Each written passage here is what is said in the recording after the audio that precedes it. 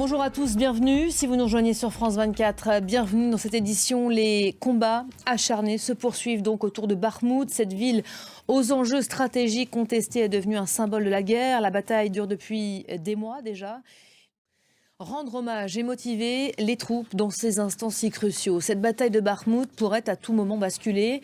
Les Russes ont encore ce week-end resserré l'étau au point que l'armée ukrainienne se préparait à évacuer. Agnès Varamian est à leur côté. Voyez tout de suite ce document exceptionnel tourné sur la ligne de front. Voilà la guerre en Ukraine qui a pour conséquence d'avoir accéléré la volonté de rapprochement de plusieurs pays vis-à-vis de l'OTAN. Le Parlement hongrois commence à débattre aujourd'hui de l'adhésion de la Finlande et de la Suède. Un vote est prévu le 20 mars prochain pour que ces deux pays soient admis. Tous les États membres de l'Alliance Atlantique doivent ratifier leur entrée. Gauthier Rybinski, bonjour. Bonjour. On décrypte ensemble ce qui est en train de se passer aujourd'hui côté hongrois. La Hongrie qui est le seul État membre de l'Union européenne à ne pas avoir ratifié. Pourquoi ? Merci beaucoup Gauthier pour le décryptage.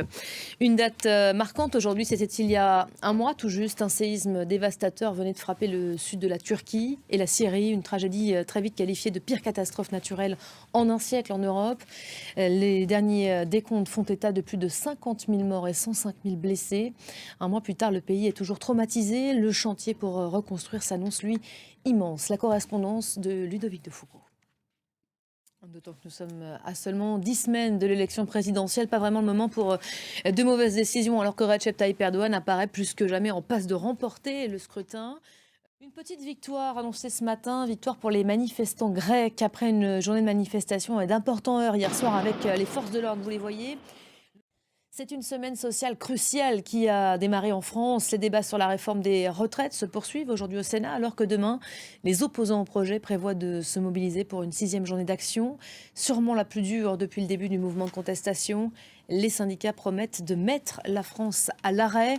Le secrétaire général de la CFDT, Laurent Berger, a appelé tout à l'heure tous les Français à se mobiliser massivement. Alors à quoi faut-il s'attendre exactement?